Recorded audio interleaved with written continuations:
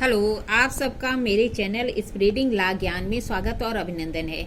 मैं आज आपको एक इम्पॉर्टेंट टॉपिक जो सिविल प्रक्रिया संहिता का इम्पॉर्टेंट टॉपिक है सप्रतिवादी गण के मध्य प्रांग न्याय का सिद्धांत को बताने जा रही हूँ। सबसे पहले तो सप्रतिवादियों के मध्य प्रांग न्याय का सिद्धांत एक इम्पॉर्टेंट टॉपिक है जो सिविल प्रक्रिया संहिता का इम्पॉर्टेंट टॉपिक है, जिसको बिहार और यूपी की परीक्षाओं में कई बार पूछा गया है, इसलिए बहुत इम्पॉर्टेंट लगा मुझे, इसलिए मैं इस पे आपको वीडियो बना रही। मेरी पूरी वीडियो वॉच कर लीजिए। और साथ ही साथ क्या पूछा है कि प्रांग न्याय का विचाराधीन मामले से, जो प्रांग न्याय है और विचाराधीन मामला है उसमें अंतर क्या है। तो मैंने पिछली वीडियो बनाया है, उसमें बताया है कि प्रांग न्याय और विचाराधीन मामले में मतलब कि रेस जुडिकेटा और रेस सब जूरिस में क्या अंतर है, वो मैंने पिछली वीडियो में बना दिया है, वहां जाकर आप उसे देख लीजिए। और फिर क्या कहता है, प्रांग न्याय और विबंध में अंतर बताइए। तो प्रांग न्याय और विबंध में अंतर मैं अभी वीडियो बना के डाल दूंगी, आप देख लीजिएगा। अभी यहाँ पे हमें क्या देखना है कि सप्रतिवादियों के मध्य प्रांग न्याय, जिसके बारे में सिविल प्रक्रिया संहिता की जो धारा 11 है, प्रांग न्याय रेस जुडिकेटा के जो स्पष्टीकरण एक्सप्लेनेशन है, उसमें 6वें एक्सप्लेनेशन में इसके संबंध में प्रावधान किया गया है। आइए देखिए प्रावधान क्या कहता है। सप्रतिवादी गण के मध्य प्रांग न्याय, जो सप्रतिवादी गण होते हैं मतलब एक से अधिक प्रतिवादी हैं, उनके मध्य जो है प्रांग न्याय कैसे लागू होता है। कहता है कि तब लागू होता है जब निम्नलिखित शर्तें पूरी होती हैं। अगर सप्रतिवादी गण हैं तो उनके मध्य जो प्रांग न्याय है, पूर्व न्याय का सिद्धांत तब लागू होता है जब निम्नलिखित शर्तें पूरी होती हैं।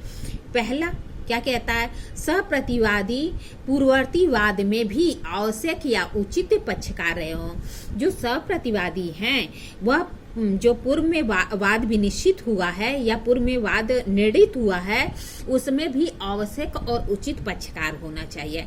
मतलब क्या कि जो इस वाद में सप्रतिवादी हैं वह पिछले वाद में जो निर्णित हुआ है वाद में, उसमें भी आवश्यक तथा उचित पक्षकार होना चाहिए। दूसरा क्या कह रहा है, सप्रतिवादियों के हित परस्पर विरोधी हो। जो सप्रतिवादी हैं उसमें हित की समानता नहीं होनी चाहिए, उनके हित परस्पर विरोधी होना चाहिए। सप्रतिवादियों के हित परस्पर विरोधी होना चाहिए। फिर क्या कहता है कि सब प्रतिवादियों के परस्पर विरोधी हित पर निर्णय करना आवश्यक हो। कह रहा है कि सब प्रतिवादी के परस्पर विरोधी हित पर निर्णय करना जो है आवश्यक हो, ताकि वादी को मांगा गया अनुतोष दिया जा सके। मतलब क्या कह रहा है कि सब प्रतिवादियों के मध्य जो परस्पर विरोधी हित हैं उस पर निर्णय किया जाना आवश्यक है, ताकि जो वादी है उसके द्वारा जो रिलीफ मांगा गया है उसे दिया जा सके। और चौथा क्या कहता है, ऐसा प्रश्न जिसमें सहप्रतिवादी का परस्पर विरोधी हित हो, न्यायालय द्वारा सुना जाए और अंतिम रूप से विनिश्चित किया जाए। मतलब कह रहा है कि ऐसा प्रश्न जिसमें कि सहप्रतिवादियों का परस्पर विरोधी हित हो, वह न्यायालय द्वारा सुना गया हो और अंतिम रूप से निर्णित किया गया हो। मतलब कह रहा है कि इसके लिए सहप्रतिवादियों के बीच जो प्रांग न्याय का सिद्धांत है लागू करने की जो शर्तें हैं वह 4 शर्तें हैं। पहला क्या कहता है कि सहप्रतिवादी जो है पूर्ववर्तीवाद में भी आवश्यक तथा उचित पक्षकार होना चाहिए। दूसरा कहता है कि सहप्रतिवादियों के मध्य परस्पर विरोधी जो हित होना चाहिए वह परस्पर विरोधी हो। तीसरा कहता है कि सप्रतिवादियों के परस्पर विरोधी हित पर निर्णय करना आवश्यक हो, ताकि वादी को जो मांगा गया रिलीफ है वह दिया जा सके। और चौथा कहता है कि ऐसा प्रश्न जिसमें कि सप्रतिवादियों का परस्पर विरोधी हित हो, न्यायालय द्वारा सुना गया हो और अंतिम रूप से निर्णित किया गया हो। आइए इसे एक उदाहरण से समझते हैं, ज्यादा क्लियर होगा। क्या कहता है, यदि अ, ब और स के विरुद्ध वाद संस्थित क्या करता है, ब और स के विरुद्ध वाद संस्थित करता है।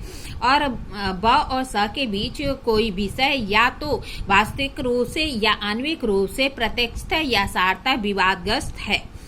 मतलब क्या कह रहा है, ब और स के विरुद्ध वाद संस्थित करता है, और ब और स के बीच कोई विषय जो कि वास्तविक रूप से या आणविक रूप से प्रत्यक्ष या सार्थक वादग्रस्त है। तब जब तक कि उस विषय पर न्याय निर्णय न हो जाए तब तक ब और स के विरुद्ध अ का वाद अवधारित नहीं किया जा सकता। मतलब कह रहा है कि जो वाद संस्थित किया गया है पूर्ववाद में, तब कह रहा है कि अब मतलब कि इस विषय पर न्याय निर्णय न किया गया हो तो तब तक जो है ब और स के विरुद्ध जो वाद का अवधारण नहीं किया जाता, तब तक वह ब और स के बीच कोई पश्चातवर्ती वाद में जिसमें कि एक वादी हो दूसरा प्रतिवादी हो, ऐसा निर्णय प्रांग न्याय के रूप में प्रवर्तनीय होगा। मतलब क्या कह रहा है कि अ जो है ब स के विरुद्ध वाद संस्थित करता है, और ब और स के बीच कोई विषय या तो वास्तविक रूप से या आणविक रूप से प्रत्यक्ष या सार्थक वादग्रस्त है। कोई विषय है जो कि ब स के बीच जो है या तो वास्तविक रूप से या आणविक रूप से प्रत्यक्ष या सार्थक वादग्रस्त है। जब तक कि उस विषय पर न्याय निर्णय नहीं हो जाए तब तक ब और स के विरुद्ध अ का वाद अवधारित नहीं किया जाएगा। मतलब कह रहा है कि जो विषय है ब स के बीच कोई विवाद का विषय है और विवाद का विषय है, तो जो अवाद संस्थित किया है उस पे अवधारण तब तक नहीं किया जाएगा जब तक कि ब और स के विरुद्ध वह डिसाइड न हो जाए। फिर क्या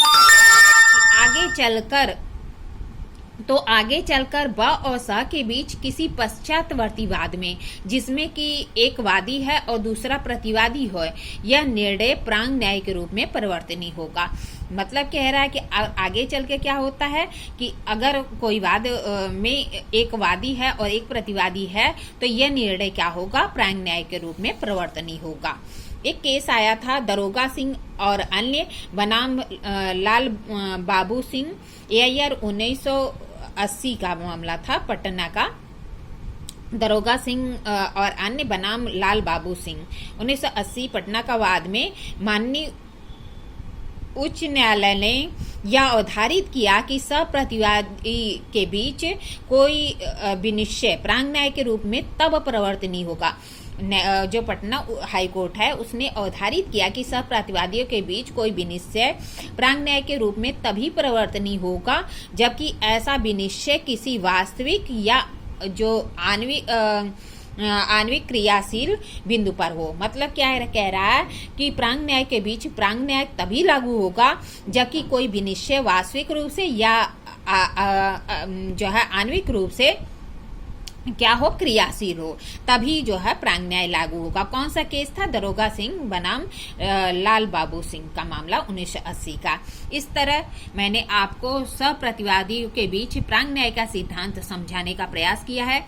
अगर आपको ये वीडियो अच्छी लगी प्लीज लाइक और सब्सक्राइब करिए। ऐसी ही अच्छी लॉ से रिलेटेड वीडियो के लिए देखने के लिए मेरा चैनल सब्सक्राइब करिए, लाइक और कमेंट करिए। ठीक है, धन्यवाद, थैंक यू।